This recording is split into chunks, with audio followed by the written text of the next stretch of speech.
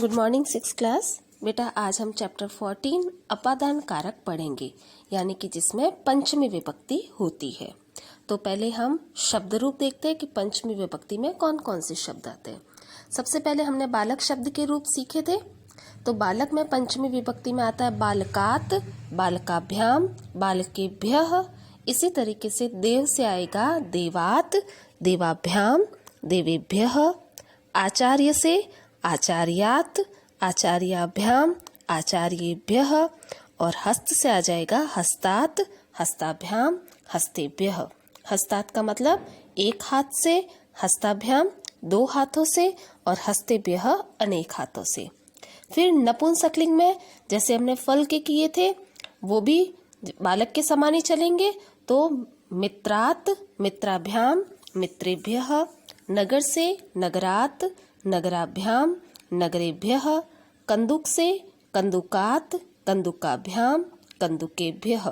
कंदुकात एक गेंद से, कंदुकाभ्याम दो गेंदों से और कंदुकेभ्यः अनेक गेंदों से। फिर स्त्रीलिंग में आ जाएगा जैसे लता के चले थे उसी प्रकार से बालिका के चलेंगे। बालिका में पंचमी विभक्ति बालिकायाः, बालिकाभ्याम, बालिकाभ्यः। मापिका से मापिकायाः, मापिकाभ्याम, मापिकाभ्यः। और पत्रिका से पत्रिकायाः, पत्रिकाभ्याम, पत्रिकाभ्यः।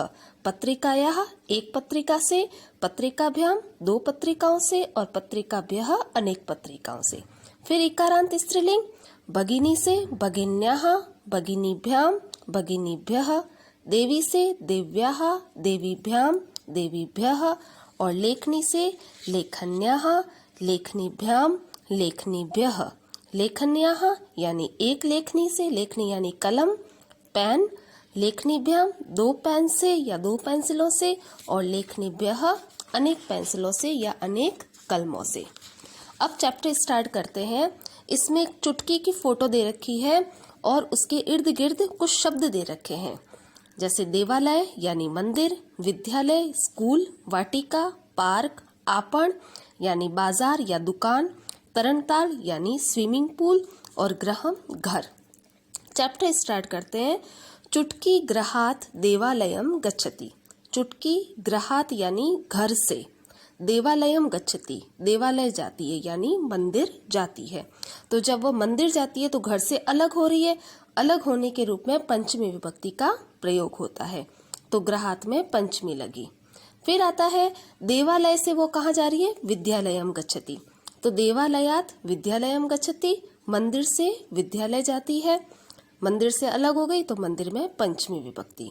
फिर सा विद्यालयात वाटिकाम गच्छति, वो विद्यालय से वाटिका जाती है यानी बगीचे में जाती है।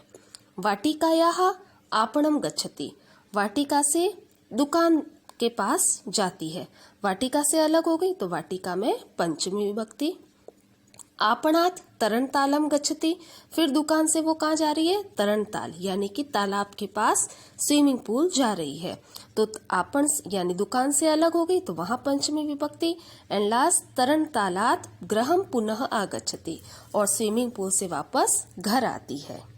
अहम अध्यापिकायाः पाठम पठामि, मैं अध्यापिका से पाठ पढ़ता हूँ। अध्यापिका से पंचमी विभक्ति। वानराः वृक्षेभ्यः कूर्दन्ति, बंदर पेड़ों से कूदते हैं। जब पेड़ों से कूदे अलग हो गए इसलिए वृक्षेभ्यः में पंचमी विभक्ति।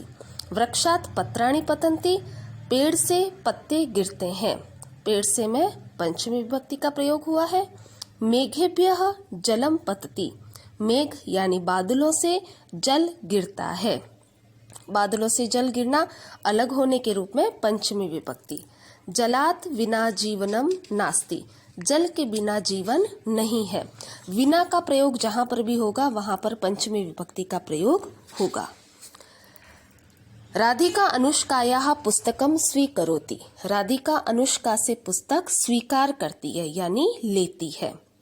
नदी पर्वतात बहती, नदी पर्वत से बहती है, पर्वत से आ रहा है, पंचमी विभक्ति का प्रयोग होगा। हर भजनः भारत देशात श्रीलंकाम गच्छति, हर भजन भारत देश से श्रीलंका जाता है। अलग होने के रूप में पंचमी विभक्ति का प्रयोग हुआ। और लास्ट में वयम एतस्मात् पाठात् किम पठामः, हम इस पाठ से क्या पढ़ते हैं।